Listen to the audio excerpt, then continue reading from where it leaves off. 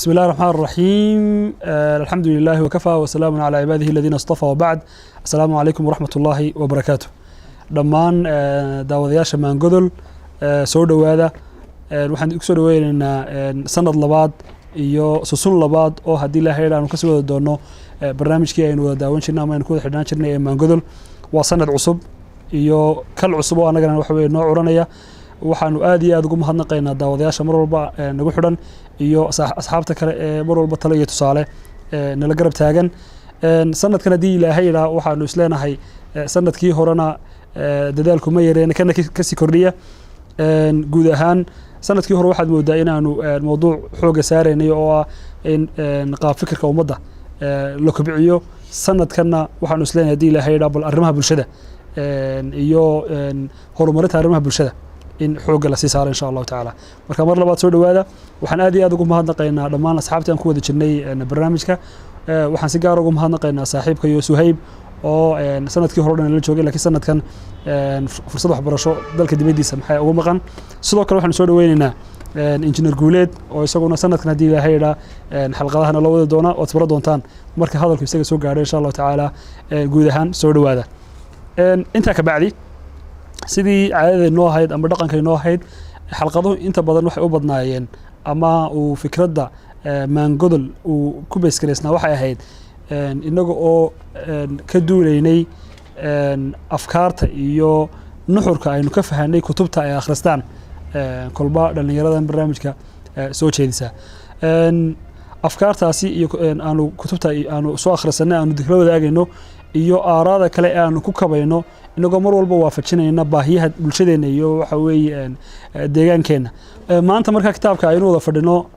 adilaahay isleenahay wada akhrisataan isla markaana aad wadaagtaan waxa qoray qoraa dhowr jeer horena aynu kutubtiisa qaar kamid ah akhrisanay waa Dr. Burhaan Qalyuun kitaabkan maanta wuxuu ka warramay adilaahay hadaynu yara Soomaaliyeeno arrinta isku haysiga iyo mushkiladaha kooxaha laga tirada badan inta aynaan gelin guud ahaan tafaasiisha buuga iyo fikradda uu xambaarsan yahay iyo nuxurka aynu ka faa'iideyno iyo siyaabaha uu taaban karo markaynu soo koobno bulshadeena iyo qaab iyo waxa uu xalinayo kitaabku waxaynu inkastoo horena aynu soo sheegnay xalqadii hore aynu soo daawanay Dr. Burhaan Qalyuun marka hore waa nin Suuriya u dhashay inkastoo markii dambe uu qaatay jinsidda Faransiiska oo uu jaamacadiisii PhD iyo kuwa kaleba ka qaatay Sorbonne oo dalka France ah wuxuu kamid ahaa inta dambe mucaaradka Suuriya isla markaana mar uu noqday hogaamiyaha qolyahan gudida ku meel gaarka ah ee deganeyd ama lagu dhisay Turkiga inkastoo la yiraahdo markii dambe uu iska casilay qoraagu wuxuu caan ku yahay isla markaana uu aad wax uga qoraa arrimaha bulshada iyo arrimaha sooyaalka bini'aadanka guud ahaan inta aynaan mar rabeen ku sii dheeraado qoraaga oo meel walba ka heli kartaan inta baraha internetka iyo meelaha kale la xiriira waxaan ku soo dhaweynayaa asxaabta barnaamijka maanta ee la joogta sidii caadada noo ahayd waxa maanta xalqada wada gorfeyn doona isla markaana buugga wada akhriin doona teamka maan qodol waxa dhinacayga midig fadhiyo oo hadalkan aan ku soo noqon doona aan ku bilaabi doona waxa weeye engineer Ridwan sidoo kale waxa ku xigi doona hadii ilaahay ustaad Liibaan ugu dambeyn waxa ku xigi doona engineer Guuleed oo ninka xalqada ku cusub hadeedna hadii ilaahay aan wada doono engineer Ridwan hadii aan adigu ku bilaabo engineer kitaabkii aynu soo wada akhrinay isla markaas ay dadka inuu la fahmaan in daawanaya ama bulshada inagu xidhan bal marka hore guud ahaan kitaabka ka sheekee marka labaadna waxaad bal gundhig u samaysaa fahankan uu ka warramayo kitaabku si marka dambe tafaasiisha kale isla qaadanayna ay waad u ahaadaan maxaynu uga jeednaa isku haysiga maxaynu uga jeednaa kooxaha laga tirada badan yahay maxaynu uga jeednaa aqlabiyadda uga jeednaa sidee ayaa laga eegi karaa ama arrin diimeed arrin siyaasadeed sidee u saameynaysaa bulshooyinka soo dhawow injineer waad mahadsantahay cabdifitaax aad iyo aad baan kugu mahadnaqayaa waa kal labaad oo aynu ku soo noqonay daawadayaasha oo in badan ina sugayay baan filayaa insha Allah waxaan rajeynayaa kana inuu kii hore ka sii xiiso badnaan doono dadkuna ay aad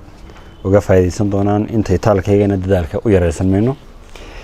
sida aad sheegtay buuggu waa buug muhiima mujtamaca Soomaaliyeedna uu aad uga wada dheregsan yahay dhibaatada isku haysiga ama ha noqdo mid beeleed ama ha noqoto mid fikir ama mid dhaqaale ha noqoto ama mid aynu oran karno meel ka soo jeed ama goboleysi ah ha noqoto ama asal laga soo wada jeedo oo wada dhalasho ah ha noqoto buugga haddaynu magaciisa asalka ee carabiga ku qoran yahay haddaynu sheegno waa masala daa'ifiya oo mushkilata alaqaliyaat marka waa arrimaha iskooxaysiga iyo dhibaatooyinka kooxaha laga tirada badan yahay kooxaha laga tirada badan yahay markaan leenahay maaha dad gaara ama cid gaara lagama hadlayo kooxuhu waxay noqon karaan kooxo fikir kooxo dhaqaale iyo kooxo gobol ama kooxo bulshada intaba way noqon karaan marka cid kastoo laga tira badan yahay ama fikir kastoo laga tira badan yahay marka waynu u gundhigi doonaa saddexda qodob ee ugu muhiimsan oo ah adaa'ifiya ama iskooxaysiga iyo waxa uu uga jeedo qoraagu inaguna saynu fahanno marka dambe falanqaynta dambe saynu fahanno ama qoladan aynu ku tilmaamino in laga tira badan yahay aqaliyaadka aynu bixinay iyo kuwa ugu bixiyey alaqlabiya ama inta badan ee bulshada buuggu guud ahaan wuxuu ka kooban yahay 4 waaxood oo muhiima wax waliba ay aad u taabanayso waaqac nololeed oo imka aynu ku noolahay buugga qoraagu wuxuu qoray 70-aadkii uu qoro oo xilli ay aad u kacsanayd wadan uu ka soo jeedaana waa wadan qayb bulsho ahaan u qaybsan diin ahaan u qaybsan fikir ahaan u qaybsan kooxo badan oo isku hurdamaya ay joogaan marka gundhiga buugga wuxuu ahayd inuu ku furfuro dhibta wadankiisa ka taagan ama guud ahaan wadamada carabta ama wadamada islaamka guud ahaan afarta waaxood waxda horeysa waxay ka hadlaysaa al-umma ama ummadda guud ahaan waxa mideeya ummadaasi maxay u qaybsami kartaa haddii aynu 2 qaybood u qaybino inta badan aynu ka dhigno inta yar aynu ka dhigno marka intaa yari dhinac walba way noqon kartaa saami qaybsiga bulshadaasi ay leedahay ee maamul ama saami qaybsiga ay maamulka u qaybsanto iyo sida bulshada loo qaybiyo mid waa qaybsashada maamulka midna waa bulshadu sida isku qaybiso ama ay u qaybsanto saddexaad oo ah waxda ugu muhiimsan oo ah isqabsiga kooxaha in kooxa loo kala qaybsamaa waa sunna kowniya laakiin in kooxiya isqabsadaan oo ay iska hor imaadaan ayaa iyadu mid u baahan in aad looga fikiro ama loo arko iyo aragtiyaha ku saabsan bulsho ama mujtamac ama ummad meel ku nool oo u qaybsan kooxo kala duwan aragtiyaha laga dhiiban kara ee arrimahooda lagu sixi karo ama la isugu soo dhaweyn karo horta 4 qaybood waaxood muhiimka ah ayuu ka hadlayaa buuggu oo runtii aan tilmaami karo inay aad u muhiim yihiin haddaan u soo noqdo iskooxaysigu waa maxay inay bulshada kooxa noqoto wajacalnaakum shucuuban wa qabaa'ila litacaarafu yani inaad shucuub kala duwan oo kala aragti duwan oo kala midab duwan oo kala arag duwan oo kala muuq duwan oo kala af duwan inaad noqotaan dhibi kuma jirto laakiin markaynu leenahay iskooxaysi waa kooxdii in kooxa la noqdaa dhib maaha laakiin kooxdii inay iyadii is urursato oo isku duubnaato oo ay gar iyo gardaraba kooxii kale ay duulimaad ku noqoto taynu ka hadlayna wataa waa halka inaga inoo taagan tahay qabiilka iyo qabyaaladu say u kala qaybsan yihiin qabiilku waa isir ilaahay beeray qabyaaladuna waxa weeye waa isirkii oo loo isticmaalayo qaybtii qaldanayd ee wax ku boobka ahayd haddaynu ka hadalno al-aqlabiya ama kuna leenahay waa majority ama waa dadka intii badnayd waxa weeye meel kasta uu geli karaa fikir buu geli karaa 2 fikir oo kala xoog weyn baa iman karaa ama kala bulsho badan ama kala sal balaaran waxa iman karaa dhaqaale ahaan in dad faqiir u badan yihiin iyo in yaro qaniya waxa iman karaa in reeranimo iyo isni iyo in meerka soo jeedkii isir in lagu kala duwan yahay oo reerna ay tirahan badan yihiin reerna ay yar yihiin goboladii in aan isku deegaanayno gobolna ay dad badan degaan gobolna ay dad yar degaan siyaasadda iyo aragtidii maamul in yarina ay dadka maamusho intii badneedna la maamulo marka badnaantu meel walba way geli kartaa haddaba markaynu leenahay laga tiro badan yahay waxay imanaysaa markay in tiro badan israacdo inta tirada badan markay israacday inta soo hadhay baa inta laga tiro badan yahay noqonaysa haddaynu idhaa xagga reernimada aynu ka soo qaadno reerku markuu reeraha kale isku bandhigo waxa laga yaabaa inuu ama ka tiro bato ama laga tiro bato reerka gudihiisii hadduu xitaa tiro badnaa isagii baa sii kala jabaya oo qolaa tiro badanaysa qoladii si tirada badneed ilaa marka la socdo qoyskii bay noqonaysaa qoyskii baa 2 bahood baa laga yaabaa midna inuu bahgoon yahay midna ay kuwa bahda kalena ka badan yihiin marka tiradu meel laba kuma kanayso qof qolona lama oran karo waa laga tiro badan yahay qolona lama oran karo way tiro badan tahay laakiin marka qolo tiro badan la istaago ee la helo ayaa la heli karaa qolada kale inta ka soo hadhay intaasaa ama laga badnaanaya ama badanaysa laga tiro badnaantu waxay maaha in xagga bulsho ahaan in laga tiro badan yahay waxaa iman karta fikir siyaasadeed in laga tiro badan yahay oo fikir aqooneed in laga tiro badnaado fikir diineed in laga tiro badnaado fikir dhaqaale in laga tiro badnaado haddaba intaasi oo dhan waxay iskugu soo ururayaan qodob yaro muhiim oo intima qofku halkeebu ka tirsan yahay ama uu abtirsinimada inuu qofku halka meel u abtirsado ama uu abtirsado fikir ama uu abtirsado isir ama uu abtirsado koox ay isku gobol yihiin ama isku deegaan yihiin ama isku dhalasho yihiin ama ay adoo isxigtaysanayaan haddaba bini'aadanka qofka bini'aadanka ilaahay wuxuu abuuray waxay yidhahdaan al-insaan xayawaan ijtimaaci ama kaa'in ijtimaaci yani waa qof bulshaawiya waa noole bulshaawiya bini'aadanku marka waxaan dareemaynaa in aanu qofka bini'aadanka ka maarmayn inuu cid ku tirsanaado ka tirsanaantu mushkilad maaha oo inuu qofkii mar haddaynu nidho qofkii oma dhalad ahaan buu u yahay inaanu cid ka tirsanaan laakiin ka tirsanaansihii in loo adeegsado in maslaxad cid ay wadato ummad kale lagu duulo ama loogu jiro qofkii waxaan nidhi cid buu ka tirsan yahay markaa ka tirsanaanshaha iyo baahida inuu qofku cid ka tirsan yahay waa asaasi oo qofka bini'aadanka ilaah baa ku abuuray laakiin in loo isticmaalo qofkii inuu u tafciiliyo ama uu u shaqo geliyo ka tirsanaanshihi cidda uu ka tirsanaanaysay ciddaas ay noqoto qofnimadiisii fikirkiisii ka tirsanaantiisii aqooneed ama heerkiisii aqooneed uu gaarsiisnaa wax kasta oo uu qofkaasi matalo marka la doonayo in la taabto uu noqonayo gruubka ama bulshada uu ka tirsan yahay in lagu shaambadayo talo kale qofkaasi maadaama uu reer hebel yahay fikirkiisu wuxuu noqonayaa un caynka aqoontiisuna wuxuu noqonayaa waa caynka yani qofkii lasii akhristaba isaga oo aan la gaadhin qof shakhsi ahaan muxuu qofkii hayaa mataloo kale waxaa la odhan karaa iskooxaysigu wuxuu iman karaa waxa kooxo badan waxaa jira dee dhinac walba bulshada ugu jira mataloo kale in qofkii inuu ka tirsanaado koox daraagiska isticmaasho oo kale waxaa laga yaaba qofkan inay dan isaga u gaari ay ku kalifto waa mataloo kale inuu bulshadan uu ku dhex jira ee waxaan isticmaalaysa inuu qof ka mida suu u noqdo waa inuu waxaan isticmaalo isagoo og in waxaan wax xun yahay ka qabyaaladda isticmaalayaana isagoo og inay qalad tahay in qof lagu dhaco ama qof bulshada lagu xado inuu haddana u isticmaalo inuu kusii isticmaalaa wuxuu ku ilaashanayaa ka tirsanaanta uu bulshadan ka tirsan yahay iyadoo oo ay tahay qaab qalad waxaa ka mid a qof waloo bini'aadan wuxuu u baahan yahay inuu wax cuno haddaba qofkii haddaynu wax suna siino ama wax suna u cuno qofkii waxbuu cunay ma odhanayno qofkii waxbuu cunay laakiin de wax anfacaya muu cunayn waxa weeyaan waxa uu cunay waxa weeyaan waa wax isaga dhibaya oo naftiisii dhibaya waanu ogeynu dhibayo laakiin cunto waxaynu ku tilmaanaa ama qofkaasi wuxuu cunto cunay ama wax cunay markuu cunto qofku wax wanaagsan uu cuno laakiin wixii xun uma isticmaalno inuu qofkii wax cuno kuma tilmaami karayno haddaba reernimadu waxay ku asaasantay baahida bulsho ee de ilaahay koonka markuu ku abuurayba ku abuurneyd ah inay dadkii kooxa u degeen kooxdii ay isku dan noqotay ama xoolo dhaqato wada noqotay ama beeraley wada noqotay kooxihii qaabkaa u qaybsanaa inay iyagii isku duulaan noqdaan waxay timid markii ay baahiyihii ay u baahnaayeen kooxahani ay gaadhay inay qolo kale wax ka dhacsadaan ama ay magac isbidaan ama ay taal isbidaan markuu loolan yimid ee baahidii loo shaqaysiiyey qaab loolan halkuu ilaahay ugu talagalay kownkan in la kala duwanaado waa litacaarafu wajacalnaakum shucuuban wa qabaa'ila litacaarafu in la isku garto la yidhahdo qoladan waa qoladii beeraleyda ahayd kuwan isku garanayaana inay maslaxadoodii gaarka ahayd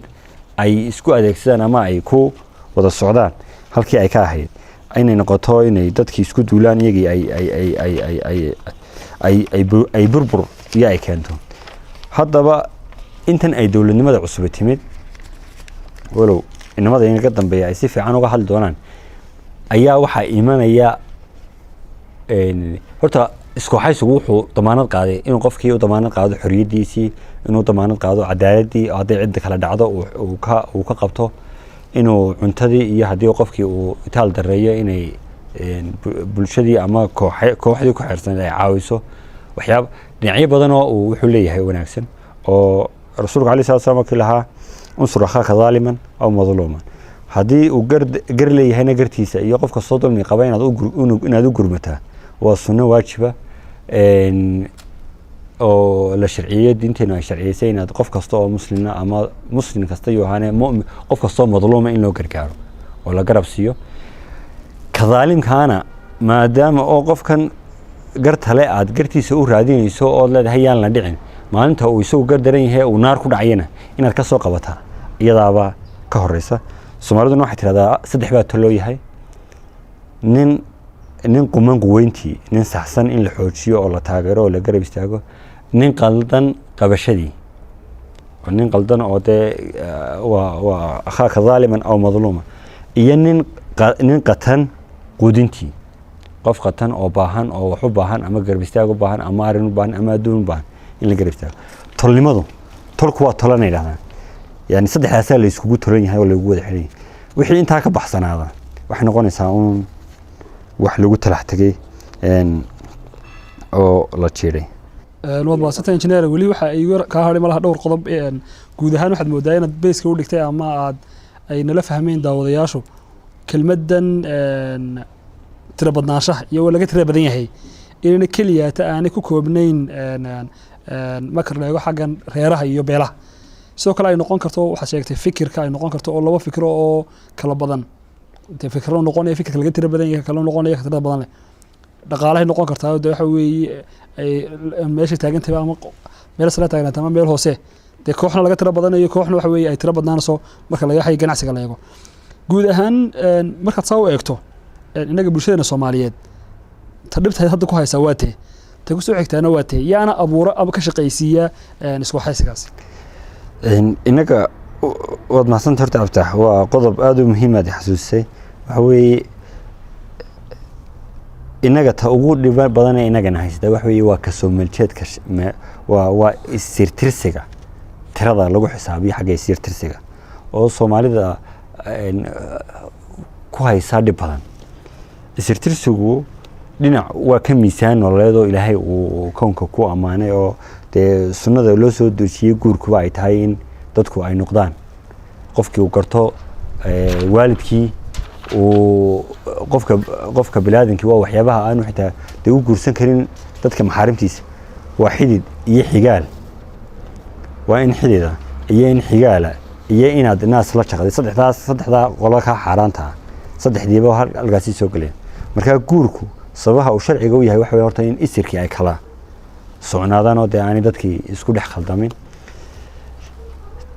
taasaas marka haddaba si qaldan maadaama oo dadka ay kala isir yihiin ay kala duwan yihiin halka ay ahayd in la iskaabo oo la isdhex galo oo la qoloba waxay ku wanaagsan tahay qolada kale ay u gudbiso ayaa loo adeegsaday qaab ah in dadkii lagu dhaco ama wax lagu yeelayo ama qaabkii ahaa tadaamun ijtimaaciga ama ahaa iskaashiga bulsho ee ahayd dhaqaalaha iyo waxsasiinta iyo iskarab joogsiga in xagii kale loo adeegsado inaga horta taynagu haysa waa qabyaalada maaha qabiilku waa isir jiri doonana laba qodob baa haddaba yimid waa qoladan iyada gacanta ku haysay korisay ee manfaacada ku haysata oo ah ama ciidan dhaqanka ee iyadu wada ee magaca ku leh iyo maamuuska ku leh ee ku nool ee iyadu biishata ama hogaamiyaasha maamulka ama siyaasadeed ama aynu raahno arrimaha bulshada u tunka waaweyn oo iyagu u adeegsada si dadkani ay ugu xidhnaadaan iyaga inuu noqdo hogaamiyihii reerka aqoon-yahankii reerka siyaasigii reerka mutaxallinkii reerka sheekhii reerka inuu noqdo si reerkii aanay isaga mooyaane cid kale aanay u xidhin marka reerka gebigiisaba reerahan la sheegay la yiraahdo waa qabyaalad baynu qaybsanahay reeraha waxa ku anfaca waxaan tubneeyay qof aan ka badnayn inta kalena waxay u xidhan yihiin inta kaasa ku aqoon-yahana kaasa ku matala haddaad adigu hadlayso isagaad ka hadlaysaa haddaad isdifaacayso isagaad difaacaysaa haddaad dagaalamayso isagaad dagaalamaysaa maaha muhiimadda inaad wax soo cuntay laakiin maadaama uu isaga bariiskiisii bar la qaaday aduu yaanad soo qoraacanbe waa inaad bariiskiisa ku dagaalantaa isla mushkiladaas marka xagga mobiiluhu bay ka taagan tahay mise mararka qaarkood xataa bulshada kale dhexdeeda oo qaab fikir baa xataa moodaa in loo kala tiro badan yahay maanta deegaankeena fikirka ma horta in la kala tiro badnaada maaha qofka tirada badan baa marba wax maamula inta u badan inta maamulka la wareegtiyo hoggaanka inta haysay ama dadkan jeysa waa inta tirada yar leh markaynu idhaahno reeraha inta tirada yar leh ee aqoonta aan badnayn wax laga yaabaa reerkii in 4-5 odayba ay u taliyaan reerkiina uu 200 oo 200 qof uu yahay inta talada haysa waa inta yar intan yar kama taliso maslaxadda inta badan inta maslaxadda dadka badanina waxay ka taliyaan maslaxadda inta yar faquuqu reerka dhexdiisu ka jira aqoon bay noqotay aqoontii wax la isku hayaa aqoon fikir baa la isku hayaa aqoon diimeed baa la isku hayaa aqoon madhabeed baa la isku hayaa madaahibtii lafteedii dee inagu badan inagoo oo muslim ah oo sunni ah oo shaaficiya ayaa haddana dee intaasoo fikir oo diiniya haddana oo mar salafiya iyo suufiya la isku qabsan karaa salafiyadii baa intaasoo raacoo kale ay dhexdeedii isku haystaan marka fikirku wuu inagu badan yahay haba saameyntiisu ha yaraatay bulshada Soomaaliyeed fikir isku qabsidku aad buu u kooban yahay wali markaas kooxaysigu reer beeshir ma dhex taagna meelo kalena bulshada dhexdeena uu ka dhex taagan yahay oo sidaa tabaxay aad baad maasanta kulli isku soo noqon doona hadii hay'adda gabagabada soo dhaw markaa mar labaad adiguna liiban bal markaa ka waran guud ahaan waxaad ka faahantay kitaabka iyo adoo bees u dhagaya intii uu Ridwaan hadda sharaxay iyo waxyaabaha keena isku haysiga lafteeda ama kooxaha cidda abuurta iyo cidda ku daneysata guud ahaan kooxahaasi soo dhaw liiban bismillaahir rahmaanir rahiim aad baad u mahadsantahay Cabditax horta buuggan maanta aynu hadal hayna amba aynu akhriyayna horta waa buug aad iyo aad u saameynaya nolosha Soomaali ahaan waayo bulshada Soomaaliyeed hadda aynu nahay waa dadka ugu badan ee ka cawda baynu nahay kala qoqobkan jira amba kala qoqobkaas ha noqdo kala qoqob beeleed amba kala qoqob isir amba kala qoqob kooxeed qoruhuna meeshu ka soo jeedo amba wadanku ka soo jeedo waa wadan amba gobolku ka soo jeedo oo Suuriya waa wadan uu ku badan yahay kala qoqobka xagga diimaha ku salaysan xagga isirka ku salaysan iyo xagga luqadda iyo culture-ka ku salaysan luqadda ayaan oranay isirka ku salaysan marka buugu 79 buu ka soo baxay Lubnaan dabcadan imika aynu akhriyayna waa dabcadii labaad oo waliba sidoo muqaddimada qoruhu ku sheegayo mudiir al-markaz al-arabi ayaa ka dalbaday Azmi Bashara ayaa ka dalbaday inuu mar labaad uu soo saaro maadaama arintan 79 uu ka hadlay maanta ay si 79 ka weyn amba ka muuq dheer ay u soo baxday oo kala qoqobkii aad moodo inuu wadamadii عربتا iyo wadamada islaamka uu ku sii fidayo oo dawladnimadii jilicda saneed ay meesha ay ka sii baxaysaba oo ummadii ay u kala baxday tawaa'if iyo reer iyo waxaba oo saameyn badan kule amba khatar badan kulaba in jiritaankii dambe dawladahaasi kala qoqobkan uu xalka ugu raadinayana kala qoqob maanta imid maaha laakiin waa kala qoqobkiyo la siyaasadeeyay weey marka hadafka guud amba fikradda guud ee qoruhu doonay inuu dadka u sheego waxa weey inaan kala qoqobkan laftiisu amba in la kala hayb duwanaada amba in la kala reer duwanaada amba in la kala madhab duwanaada ayna ceeb ahayn laakiin taceebta ay tahay in madaahibta kala duwan loo adeegsado kala qaybintii bulshada oo waligeed bay bulshadu kala madhab ahayd madaahibtan maanta jira ee malasku haysta dagaalada waaweynna ay ma ka dhacayaan wax maanta yagleelmay maaha amba wax maanta abuurmay maaha min diinta islaamku sidoo soo baxday ilaa maanta way ina soo daba socotay 14 qarniba dadku saasay u kala qaybsanayeen dadku reeray kala ahaayeen tawaa'if iyo madaahibba mala kala aha laakiin waligeed ba la isku dili jirin maanta sida ma la isku dilayo ciidina isku meeday jirin cid kale inay meesha ay ka saarto amba ay ka tirtirto tiyo u aaneynaysa madhabka uu yahay amba reerku uu yahay amba isirka uu yahay amba luqadda uu haysto marka maanta marxaladan ay maraysaa waa marxalad halisa wuxuuna kale u doonayaa qoruhu inuu dadka fikradda uu soo gudbiyaa in kala duwanaanshaha haybeed iyo kala duwanaanshaha luqadeed iyo kala duwanaanshaha madhabeed ay tahay hodantinimo iyo barwaaqo dhaqan ee ayna ahayn ceeb halka inagu maanta fikradda la doonaya in la inaga dhaadhiciyo ay tahay in ay dadku ay inay isku wada mid ahaadaan isku wada isir isku wada luqad isku wada culture isku wada diin taana dee dawlado laguma mayagleelo marka kala qoqobkani hadii dhinaciisa togan loo adeegsado wuxuu noqonayaa hodantinimo xagga dhaqana waana fikraddu doonaya inuu saaro arrin kale oo qoruhu ka hadlayayo ku soo qaaday malaha chapterka labaad oo ah arrintan ma leeyahay marka laga hadlayo reeraha ama marka laga hadlayo madaahibta waa fitnad hurdo aynu iska diino waxba yaan laga hadlin iyaynaan toosin waana mushkilada ugu badan ee caqliyadan muslimka ku soo noqnoqota de 14 qarni in baynu lahayd iyaynaan toosin iyaynaan ka hadal ha u dhawaanina cidina uu ag dhawaan hadana mushkiladii xal looma helin marka in la ilaa fikradan yaan la toosin iyo yaan loo dhawaan waa fikrad looga dalan yahay inaan arintan xal loo raadin ee arintan ay sii socoto umadu saa ay kala xidhxidhnaato bal waxay ahaydba waana fikrad badana ku abuuraysa bulshadii inay ka tanaasusho xuquuqdeedii siyaasiga ahayd xuquuqdii ay u lahayd inay xilka ay ka qayb gasho inay istoorato in ay wax dooran karto maadaama malaleeyahay umaba diyaarsanin maadaama aynu beelanahay maadaama aynu madaahibnahay umama diyaarsanin inaynu yeegleelno dawlad casriya oo halka isku xaysigu uu ka noqon lahaa isku xaysi fikir iyo aragti wadaag oo laga gudbo isku xaysigan madhabka iyo isirka iyo reerka ku dhisan marka taas waxay siinaysaa chance talisyadii dictatorship-ka ahaa inay chance ay u helaan oo ay ilaahdaan taliskaas mar hadduu ka taliyo meesha wax kala quqaba amba kala gedisnaan reereedi ma jirayso oo ummadoo dhan isaga matala maadaama xurriyadii siyaasiga ahna meesha ay ka baxdo berigi horena waa tabta dhici jirto mushkiladan madaahibtu sidan maanta ay u caddahay umay caddayn waayo berigi hore waxa ka talin jiray ummadda nin kaliya waali mutaghaliba oo dictatorship ayuunba ummadoo dhan haysan jiray halka kale jamaacadkan kale fikriga ama diinigana umuurahooga ay gaar ay u maamulan jireen oo markaa waxaa jirtay xurriyad yar hoose oo group kasta inay arrimahooga gaar ay u maamushaan laakiin imanka markastoo dawladdii ay powerkeega uu batay wax kastana iyadu ay manidaaminayso waxay noqotay inay farageliso umuurihii kooxaha kala duwan marka ninka dictatorshipkii dadkii wuxuu ka dhaadhicinayaa si aad u kala badbaadaan waa in anigu aan meesha jooga waayo umaba tihidiinba dad u bisil inay wax wadaagaan maamul wadaagaan dawlad wadaagaan system siyaasadeed amba dhaqaale ay wadaagaan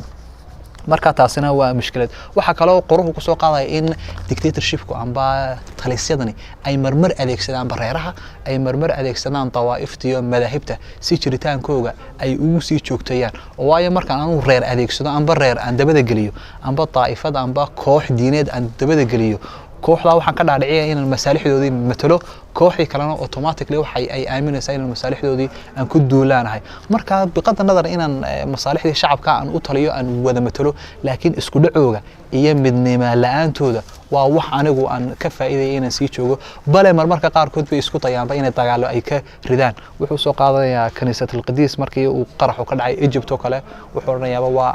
rejiimada wadanka ka jiraaba ka dambeeyay arrin kale jirto oo problemka markii ummadda islaamka uu hareeyay xulul badan baa loo doonay runtii intellectualku amba dadkan indheer garadku waxay isiraahdeen si looga baxo kala qoqobkan diineed waliba ummadan carabta ay u badnaatay si looga baxo waa in laga saaro roolkii ay ku lahayd amba kaalintii ay ku lahayd diintu dawladda waa in ma laga saaro oo si aynu kala badbaado oo si aynu baabiino kala gadisnaanteeda madhabeed amba kala gadisnaanteeda diineed waa in aynu qaadanaa nidaamkan calmaaniga ah oo dadkoo dhani ay diintoodu amba dadkoo dhan amba diimaha dadku ay aaminsan yihiin oo dhan ay dawladda laga madax banaanaysiinayo runtii taasna xal may noqon oo calmaanidii waxay noqotay diimihii kale ma ka sareysa amba fikradii kale diimeedii ma ka sareeya oo isaguma noqday qaar kula tartamaya marka taasina xal may noqon waxaan ku dari lahaa dawladihii yagleelmay markii xorriyadda la qaatay waxay ku fashilmeen inay yagleelaan dawlad bini'aadanka u talisa amba dawlad ka talisa xuquuqda qofka shakhsiga leeyahay bal waxay isku dayeenba in ay markii xorriyadda la qaatay dadkii intellectualka ay xilka ma qabtay waxay fikir ay ka haysteen fikirkan dawladdan maskaxdooda ka guuxaysay waxa weeye dawlad dadkoo dhan midaysa dadkoo dhan isku wada fikraya ama ka dhigta isku wada luqad ma ka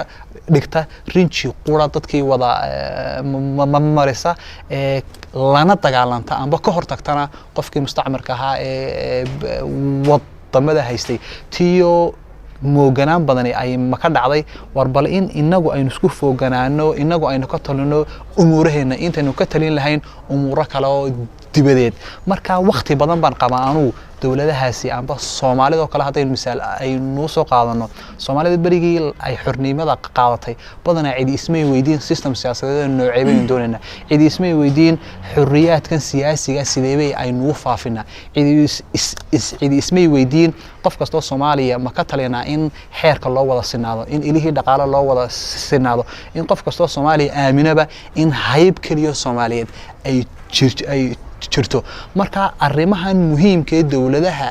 u seeska lama gelin maalgashi waxa laga mashquulay midnimo Soomaaliyeed in la raadiyo wadamo kale in colaad malala abuuro taas waxay keentay mooganaan badan seesaskii ugu muhiimsanaa amba tirarkii ugu muhiimsanaa ay dawladda ay ka mayagleelanto dabeetana tiyo ay saatahay waa kii maafiyada ciidanku ay wadanka qabsadeen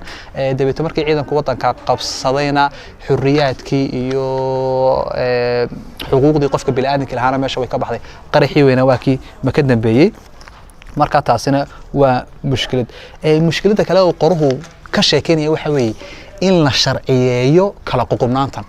oo laga dhigo sharci dawladeed oo badanaa siyaasiyiin Soomaaliya hadda aragtaan oo kale waxay badanaa media ay ka sheegaan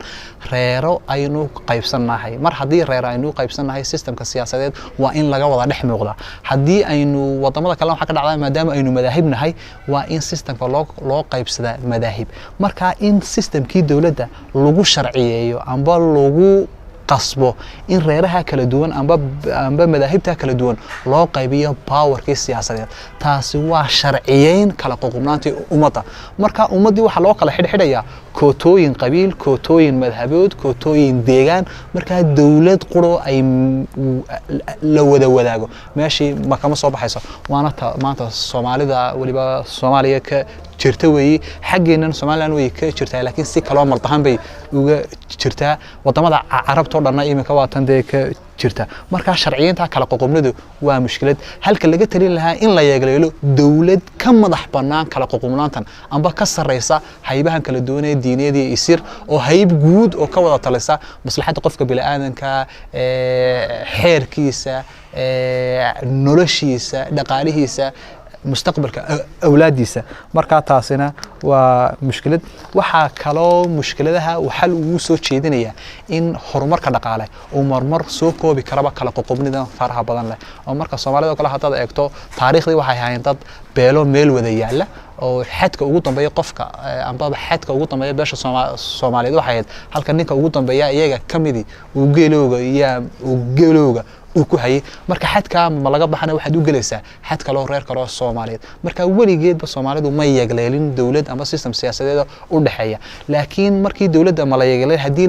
la hirgelin lahaa amba dawladdu ay ku fooganaan lahayd koruqaadka nolosha maciishiga ee bulshada halka degan waxaan aaminsanahay in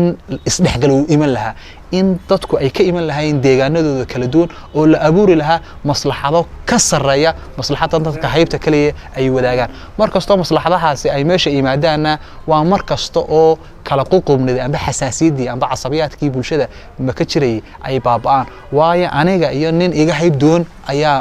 aanu noqonayna hadhow maslaxad wadaag waxaan ku qasbanahay maslaxadayda cusub ama maslaxada dhaqaale ama maslaxada fikir inaanu ilaalino anna haybtaydii baan ka soo baxay isna haybtiisiibu ma ka soo baxay dabeeto waxaan iskugu nimid hayb guud oo na wada midaysa oo dawladuna haybta ay tahay ta ka talinaysa ee ka arimanaysa marka taasina waa wax waa wax haybahan baabin kara hadii aan ka dhex galo intaad qodobka dambe u guurin Liban mararka qaarkood waxa dhacda in la yiraahdo مثلا kooxaha laga tirada badan مثلا reeraha qaar oo la yiraahdo waa laga tirada badan yahay ama ay tahay bada tibir la istiriyeen laga tirada badnaanayo in wacyigelin laga sameeyo lagu xalinayo reerihii tirada badnaa leeyahay waxa la wacyigelinaya reerihii tirada laga tirada badnaa ma xalinaysa mushkiladii horta mushkilad xalin mayso marmar reerka tirada badan baaba noqonaya reer tiraya oo tirada badnadu sidii Ridwaanba sheegay ma aha wax joogto ah wadamada badanaa waxaaba ka dhacdaba aqlabiyadii bulsho inay marmar noqoto minority meeshii amba sida imika dalkan Quraan ka soo jeeday Suuriya kale aqaliyada kale ha marka dad waxa dhici karta ummad islaam oo majority inay u taliyaan dad tiro yar oo aan diinta islaamka haysan marka tiro badnidii markasta ma noqonayso iyadu arrimanaysa laakiin marka laga hadlayo tiro badni iyo tiro yaraan waa marka laga hadlayo saameynta ay dadkaasi ay ku kala leeyihiin siyaasadda weeye tad leedahay in dadkii tirada badnaa lagu dhiirigeliyo inay ilaaliyaan maslaxadda dadka tirada yar leh cidina cid maslaxadeeda ilaalin mayso laakiin waxa maslaxadda ilaalinaya in dhammaanteynba aynu yagleelno dawlad ka madax bannaan haybahan kala duwan ee waddanka degan dawladdaas ina ilaalinaysa maslaxadda dadka tirada yar iyo maslaxadda dadka tirada badnaaba haddii kale maslaxadahani waxay isku noqonayaan duulaan oo kursi gaaban baa la isugu wada fadhiyaya ciddii chance heshaana cidda kale maslaxadeeda iyo xuquuqdeedii bay duusii doontaa way waad socon kartaa haye qodob baan raacinaya oo qodobkan raacin lahaa waxa weeye qoruhu wuxuu qodob kale ku sheegayaa in mar kasta oo ilinta siyaasadeed ay xidhanto mar kasta oo bulshadu wadadan siyaasadeed ay u marayso xaqiijinta himiladeeda siyaasadeed ay weydo ama mar kasta oo haybaha kala duwanay amba bulshada kala duwanay laga hor istaago wadadii ay u marayeen xaqiijinta ahdaaftooda siyaasadeed markaasay soo baxdaa kala qoqobnidu markaasay soo baxdaa haybahan kala duwanay laakiin hayb kasta hadday isku aaminsan tahay in kursigan amba wadada lagu gaaraya kursiga ay u bannaan tahay amba aanu moos amba made kaga hor yaalin marka haybuhu ma soo baxaan laakiin hayb ka mid ah haybaha waddanka ku bahoobay hadday dareento in la takoorayo amba inayna chance u lahayn inay kursiga gaadho waxay iyaduna isla markiiba ay abuuraysaa colaad amba xasaasiyad amba casabiyad kullida haybahan kale u diidaya taasina waa keenaysa markaa inuu dagaal qarxa weeye Soomaaliya kale imika wixii ka dhacay waxa weeye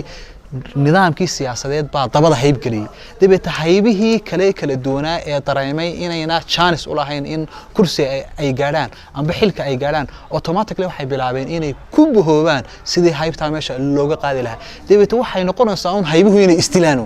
oo kursigii ma kala dhaco oo lagu kala dhaco xoogii xabad iyo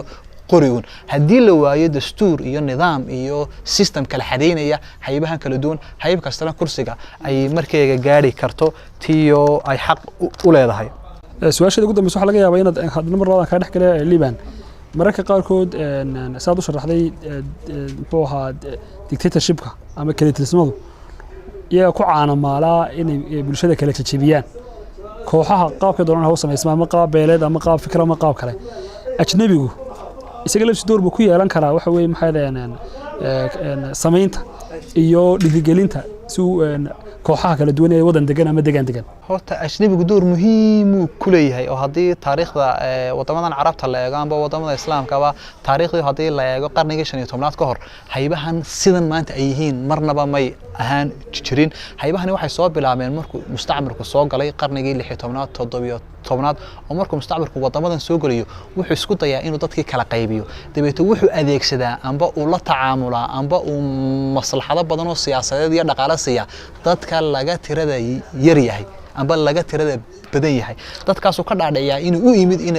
iyaga ilaaliyo inuu u yimid inuu soo celiyo xuquuqdoodii siyaasadeed ee ka maqneed waa ta keentay wadamada marka la aragto dadka lacagta leh u badan waxay u badiyeen dadka tirada yar leh dadka ugu badan ee wax bartay waxay u badan yihiin dadka tirada ma yar leh marka xiriirka ka dhaxdhacay mustacmarka iyo dadkii tirada yara ayaa dadkii tirada badnaa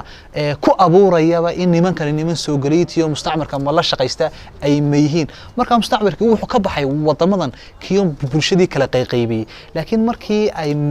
calanka la qaadanayo kale waxa soo baxay dad intellectual oo u doodayaba war aniga yaan la igu xidhin madahan mustacmarku sameeyay aynu ka wada talino maslaxadeena wadan waayo dad wadan wadaagaynu nahay dad system siyaasadeed wadaagaynu nahay aynu ka baxno haybahan kala duwan aynu yagleeno hayb guud oo sare oo ina midaysa waxaan ku soo gabagabay lahaa qodob aad u muhiim ah oo ah in la kala saaray waxa weeye أغلبية اجتماعية أنبا فربضنية بولشو إيه فربضنية سياسات لبضاس ولبا قضب أو السوق قردوي فربضنية بولشو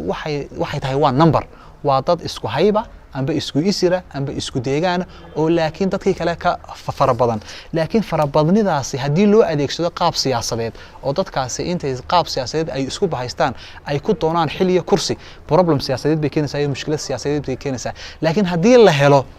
majority amba farabadni siyaasadeed oo adoo iga gobol duwan anoo kaa gobol duwan iyo nin kaloo inaga wada gobol duwan ayaa waxa inamadaysa aragti siyaasadeed aragti dhaqaale xisbi baynu ku bahawnay xisbiga aynu ku bahawnay hayb gaara male hayb kaliya male hayb diineed male laakiin waxa inamadeeyay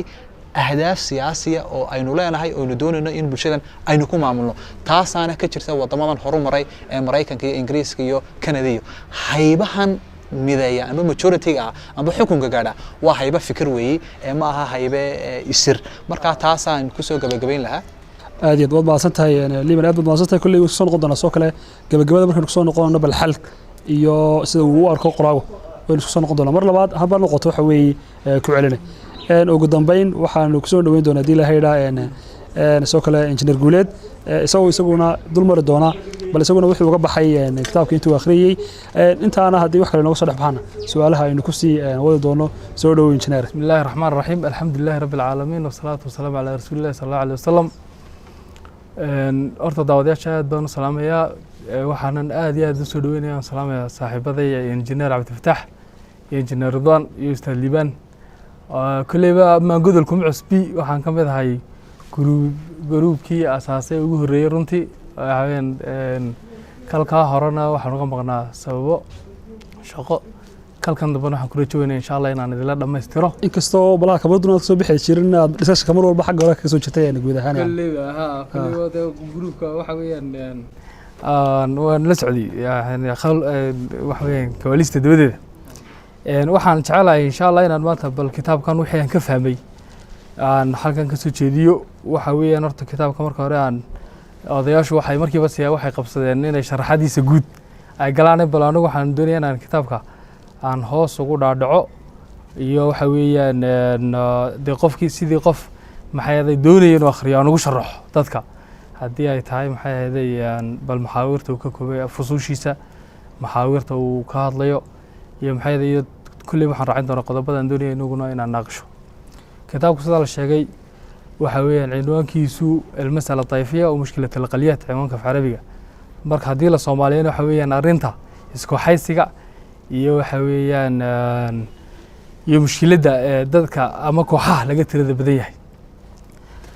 kitaabkan waxa qoray sida Cabdifataax iyo gruubkii hore ay gooriba sheegan maxay Dr.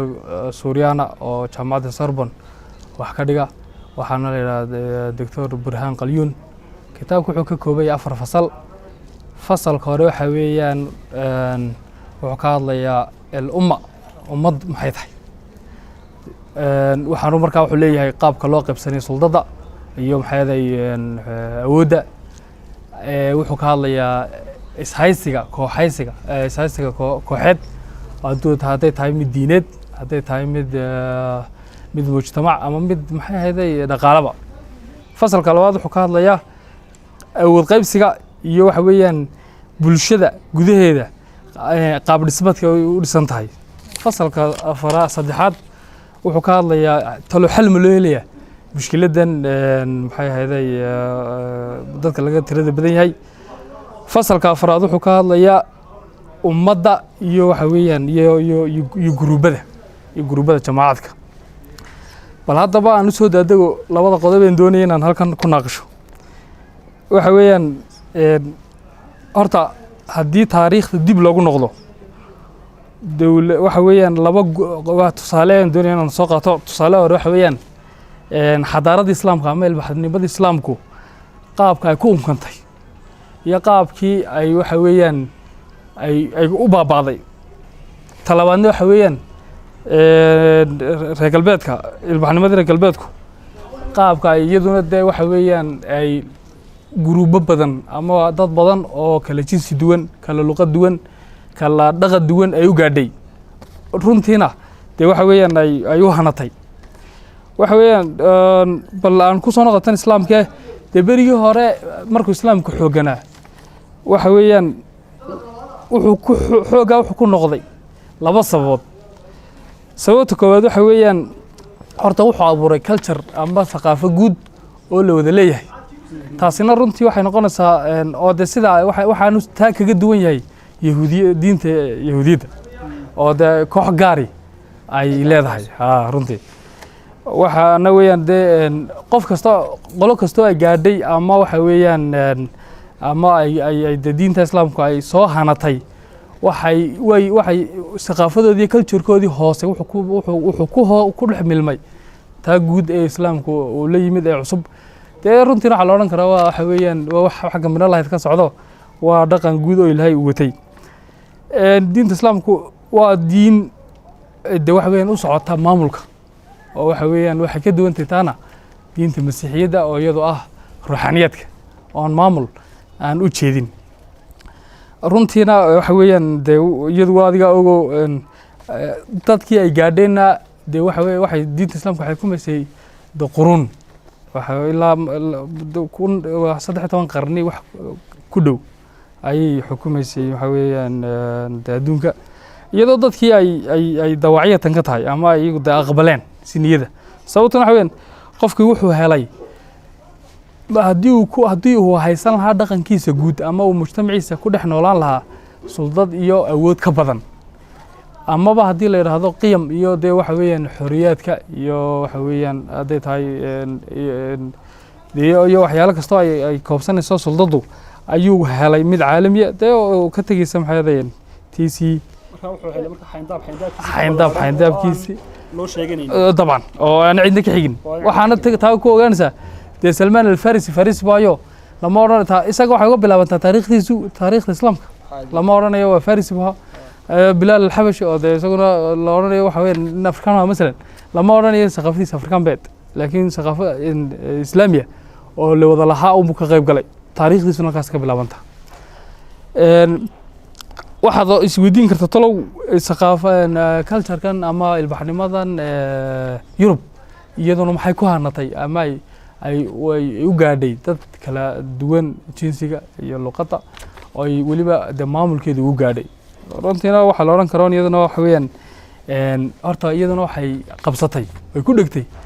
dee qiyam guud ama values ay ka mid tahay xorriyadda karaamada qofka in la ilaaliyo insaaniyadda ayaad odhan kartaa talabaad waxa weeye waxay sameeyeen taa uu imika liibaan sheegayo ah inay wax guud oo la wada leeyahay samaystaan oo uu matalaya adawaad ay ka mid tahay dastuurkii oo kale dasaatiir qof kastaba xuquuqdiisii iyo kayaan iyo jiritaankiisii baa ka dhex muuqato ayay maxay ahayd runtii ay ku gaadhay inkastoo wadamadii kale masalan ay ku duushay ama ay saqafadaas gaadhi lahayd sida Afrika oo kale ay aan aad loo soo dhaweyn hore ay uga gurantay sababtuna waxa weeyaan waxa laga dhandansanayay gumaysi ama waxa laga dhandansanayay de mushkiladii masiixiyaddu laftigeeda ay ahayd oo Afrika waxa ku soo duulay markii hore waxa ka soo horeeyay tabshiir iyo diin fidin ayaa ka soo horeysay intaanay isticmaalku aanu soo gaaray ama hoostu gootay ba asaasan anigu waxaan marka haddii aan dib ugu soo noqdo islaamka hadda maxaa keenay markii uu burburay waxaad ogaanaysaa kayaankii wixii la wada lahaa ee guud ayaa dib loogu noqday oo burburay qolo kastaana waxay kumilankii ay culturekeeda iyo dhaqankeedu ku milmay ay dib ugu noqotay oo la go'day adiga arkayo waxa bilaabmay dawladda gaargaara haddayba xataa qowmiyaddii la wadaago oo diintii la wadaago qolo kastaa waxa weeyaan dee xayndaab gaara oo iyadu leedahay ayay samaysatay oo adiga arkayo maxay furus Iiraan bay dee samaysteen carabtii intaasoo dawlad baabay kala qaybsameen waxay ahayd dee afrikaankii laftigeedii isagoo muslin ayuu haddana dee ay dawlado badan ay samaysmeen waxaana keenaya taa burburkaa ku yimid wixii la wada lahaa ee cultureka guud ee la wada lahaa waad maadsanta injineer guuleed sida aad u iftiimisay runtii mushkiladan hadda taagan iyo meesha ka soo kobcantay yani waxaan ka dhex fahanay in ay marka hore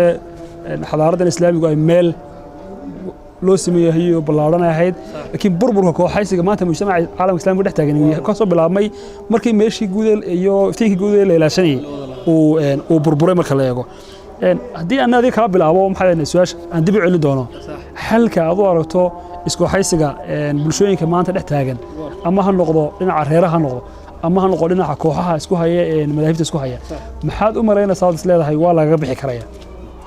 waxa weeyaan waxaan kusoo koobi lahaa laba qodob jawaabteeda arrinkaas oo ah horta in laga leyloobo oo fikirka laga tago ah in kala duwanaanshaha ama waxa weeyaan diinad ama jinsi uu yahay musiibada dadka haysata ama kala badnaanshaha bulshada dhex yaala kala badnaanshaha bulshada dhexdeeda uu yahay mushkiladda ama ubuucda mushkiladda jirta ee loo fahmo inuu yahay hodantinimo waxa weeyaan culture iyo fursad looga faa'iideyn karo dabcan in dadkan laisku baro waxaad tusaale u ah dowladan horumaray masalan Maraykan oo kale qolo kastaaba iyadoo culturekeedii iyo diinteedii iyo weliba waxa weeyaan kaniisad kastaaba ay wadato caqiidadeedii gaarka ahayd ayaa haddana suldad weyn oo isku keenaysa oo waxa weeyaan weliba ka sameynaysa wanaag iyo qurux kala duwanaanshahaas ay maxay ay samaysteen waxay wadaagaan oo ana dhibna ayna ku hayn oo ina aad isweydiinaysaa talo oo sales ku haya waxaas oo dhan ay ku heshiyeen talabaad waxa weeyaan haddii oo waxa weeyaan iyadana fikir kale oo meesha ku jira in iyadana la bedelo weeyaan qofku waxa weeyaan haddii maanta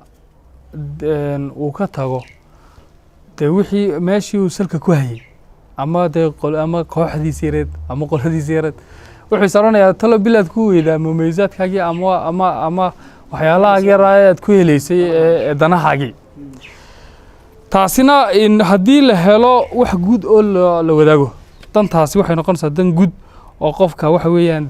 siinaysa chance uu ku helo intii uu haystay in ka badan marka fikraddaasina waxay imanaysaa oo inay dadku ictiqaadaan ama ay aaminaan marka la helo wax guud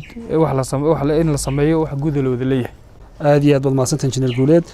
dib baan u noqonayaa oo waxaan ugu damayn doonaa injineer Ridwaane almasaal diibaan ku noqono waxaad moodaa inaan mushkiladda aad u yar eegnay kala badnaanshihiina ama kala aynu aad u bandhignay oo wuxuu noqon karaa mid haybeed wuxuu noqon karaa mid dhaqaale wuxuu noqon karaa mid farsamo wuxuu noqon karaa mid isir intaas oo markaad soo duubto sidee buu qoraagu u arkaa xalka mushkiladda in laga bixi karayo xal muuqdo oo la taaban karo kuma soo gudbinayo aan ahayn labada qodob ee keeno iska laba qodob iska cumuumaad noqon kara laakiin wuxuu ku soo aroorinayaa yaan lagu taamin in kala duwanaanshahan haybeed meesha laga saaro dad baa ku taamaya in dadku isku wada madhab noqdaan amba dadku isku wada isir noqdaan amba dadku isku wada luqad noqdaan horta yaan lagu taamintaa waa in la yagleelaa xal lagu wada noolaan karo tiyo la kala duwan yahay qodob buu ku bari taarayaayo ah dhiirigelinta isdhexgalka bulshada hadday noqoto qaab dhaqaaleed oo qaabka dhaqaaleed horena waan u soo sheegay dadka ka soo kaxaynaya deegaanadoodii amba isirka ku tiirsanaayeen oo geynaya isirro kale amba deegaano kale abuurayana maslaxadoodii hore ka weyn kana cusub taasoo fi nihaaya qofka ku dhex abuuraysaba warminiyo dantaadii aad reerka amba tolkaagii ama madhabkaagii aad ugu tiirsaneed tan baaba ka badan dabeetna waxaa abuurmaya buu odhanayaa bulshooyin amba hayb ku midaysan danaha dhaqaale danaha fikir oo dabaqaad dhaqaalaha meeshii abuurmaya dabeetna hirdankaa dabaqadaha dhaqaale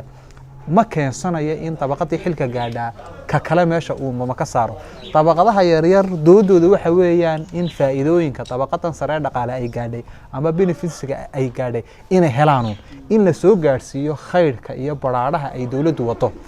ma aha in qoladan kale khayrkooda iyo baraarahooda meesha ay ma ka saaraan dabeedna hirdankii ma aha hirdan meesha midimid ay ma ka saarayse hirdanku waxa weeye hirdan loo wada hirdamayo in xuquuqdii iyo resourceski iyo dhaqaalihii iyo baraarihiiba uu dadka wada gaadho halka laakiin hirdankan reeraha ku salaysan amba madhabka uu ma ku salaysan uu yahay hirdan aragadiisa amba isirgadiisa uu isirba doonayo ka kale inuu ku turko uu meesha ka saaro uu baabiyo uu maxasuuqo uu dilo uu qaxiyo dabeetna soo isagu wixiiba uu u wada qaato taana waxaynu ku wareegaynaa un haddii taa la gaadho seer kalbaynu ku wareegaynaa xalna lama helayo waana ta mushkiladda soomaalida guud ahaan u haysata somalilandna waa ta aad aynu uga cabanayno weeye in reerihii ay isku dayayaan inay isku gaashaan buuraystaan amba ay isku abaabulaan si hashi maandeeq loo kala dhici lahaa aan lagu kala dhacayn hasha maandeeq haba la kala dhacabe bulsho isku fikira oo kala deegaana duwan intay isku urursadaan amba xisbi ay ku midoobaan dabeetana aragtidii ay u doodayeen ay noqoto aragtida ay dadku ay doortaan marka fi nihaaya waxaan kusoo koobi lahaa bal in laga fikiro way loo wada noolaan karo tiyo aan midba raadinay inuu kala meesha ka saaro si dawladdiina loo wada yeegleelo systemkii siyaasadeedna uu jiritaankiisa amba uu sii tanaado aad iyo waad maasan tahay liban ugu dambeyn injineer Ridwan waxaad moodaa in badan baad lahayd waxa weeye halkaas aniga ay soo gaadhay maxaad u aragtaa xalka in laga bixi karayo waa laga tira badan yahay iyo way tira yar yihiin cidoo doon ha qabtay mahadsan cabditax waa run oo kolley dee buug loo akhriyo mushkilad loo soo bandhigo in xalkeedii la raaciyo qaab ay noqotaba waa mid muhiim ah ugu jirta xalku wuxuu ku jira labada qodob ay ka dhawaajiyeen liban iyo injineer Guleed oo si fiican u taabanaya mushkiladda guud ahaan waxaan ku dari lahaa oo ku kabi lahaa qofku sababtan uu qabyaalada ama kooxaysiga uu ugu dhagan yahay waxa weeye maslaxada uu ka arkayo inuu ka helo ama tu ha noqoto dhaqaale oo la kabayo ama tu haddii ay cidi kusoo duusho cidii difaaci lahayd inay tahay ama cidii haddii la dhaco wixiisa dooni lahayd ammaan inuu bidayo inuu xorriyad bilayo oo cidii dee kusoo xadgudubta cidii ka qaban lahayd ay tahay hadduu waxgeysto cidii uu ku gaban lahaa inay tahay marka haddii kafaalada ijtimaaciga ama arrinka bulshada ay hayaan haddii lagala wareego waxaan filayaa inay qaybsanka bulsho iyo kala qoqobnaantu ay meesha ka baxayso haddii qofku uu xorriyad helo oo maamulkii ku hoos jiro xorriyad iyo sinaan iyo in xeerka hortiisa loo sinaado oo aanu qofna qof dheerayn iyo in qofkii nolol qiimo leh oo noloshiisii iyo isaga iyo qoyskiisii damaanad qaadaysa oo cid kale waxba uga baahnayn ku tiirsado hadduu intaa helo waa intii muwaadinimadu ay qofku xaq u lahaa haddii uu helo wax yaraanaysa ku tiirsanaanta uu qofku ku tiirsan yahay beesha ama kooxdan uu ka tiirsan yahay horta qodobkaas waa qodob muhiim marka muwaadinada iyo qofka in la sameeyo hawiyad ama wax guud oo la wadaago oo la ilaaliyo iyo qofka oo wixiisii asaasiga la damaanad qaado labada qodob baan filayaa inay yihiin waxa ugu sii muhiimsan midna aan ku daro sanadkii hore aynu ka hadalnay alfalsafa walmadaniya yani aragtida bulsho ama falsafada ay magaalanimo ay tahay oo iyada ugu muhiimsan oo ayna qofku halka uu la deegaanka yahay beeshu Soomaali waxay ahayd beesha inta wada degan ee isku daaqa isku ceelka imikana magaalada waxa weeyaan ilmaha halku wax la dhigto cid aad la degan tahay cid aad ag joogto caafimaad iyo ciidan cid aad wadaagtaan inaad mar walba aad garab yeeshaan noqoto qodobka saddexaad aan ku soo gabagabeynay waxa weeye qaybsanaanta bulshadu markay reeraha u qaybsantahay waxay u qaybsantahay way kala xirxiran tahay oo inba gaar bay xiran tahay qaab inay qolal ay tahay qolal ama kontiinarada aynu ka soo qaadno inay ku kala jiraan dadkii oo inba ay gaar xiran tahay haddaba waxa taa ka fiican mar haddii ay bulshadu kulli qaybsanaanayso inaynu qaybino qaab mihaniya oo isku dabaqada inta isku dhaqaalaha inta isku xirfada macallimiintu ay gaar yihiin oo inta macallimiintu wada degayso isxiriirinayso arimahooda wada ilaashanayaan wixii guud ay wadaagayaan inay arday wada hayaan inay arday wax soo saareen ay dadka iska xigaan inta isku xirfadii dadka iska xigaan marka in loo qaybiyo ummadda qaab xirfadeed oo ka duwan qaabkan kale marka laba walaalo oo xaqii isirka iskaga xidhan ayaa kala xirfad noqonaya marka laba kooxood ninkana xagan walaal kale ka leeyahay kana walaal kale iyaguna waa walaal marka bulshada isku xidhnaan iyo isqabsi baa imanaya inay bulshada isku mid noqoto labadaas aan ku soo gabagabeynaya aadna wad maasanta injineer adigii saaxiibadeena kale ee barnaamijka maanta aan ka wada qayb qaadanay Guleed Liban Ridwan sidoo kale saaxiibadeena daawanaya meel kasta oo dunida ka joogaanba runtii aad iyo aad baan ugu mahadnaqaynaa dabcan halkan waxaan ku soo gabagabeyn doonaa xalqadii koobaad ama kulankii koobaad ee sanadkan waxa halkaasoo ka soo wada doonaa dadaalka hadii Ilaahay dhaa waxaan kula ballan qaadanaa in xalqadii kale iyo kulanadii kale ee martida Maangodol ay halkooda ka socon doonaan waxaanu idinka codsanaynaa dhammaan daawadayaasha dunida kala jooga ee nagu xidhan inaad mar labaad soo booqataan isla markaa ku xidhnaataan barteeda Facebook oo halkan hadda idinka muuqan doonta sidoo kale waxaad nagala socon kartaan xarunta rasmiga ah ama aanu ku leenahay YouTube-ka ama YouTube channel-kayga oo dabcan isaguna halkan ka muuqan doona waxaan runtii gabagabadii xalqadeena maanta u mahadnaqayaa cid kasta oo ka qayb qaadatay faafinta fariinta halkan aanu ka gudbino si gaar waxaan uga mahadnaqaynaa waxa weeye tviyada ku howlan inay barnaamijyadan si bilo ah ama si joogto ah guud ahaan usoo daayaan True Cable TV, Jubaland TV, Puntland TV oo dhammaantood isku howlay inay si mutadawacnimo usoo daayaan si fariintu ay u gaadho ummad kala duwan oo ummadeena oo daafaha dunida ku kala nool. waad mahadsantihiin intaan ku kulmi doono kulankan iyo mid kale hadii la kulankan kiisa xiga hadii la hayra inta ma hogaajaysan yahay guuli waa wali. Assalaamu calaykum.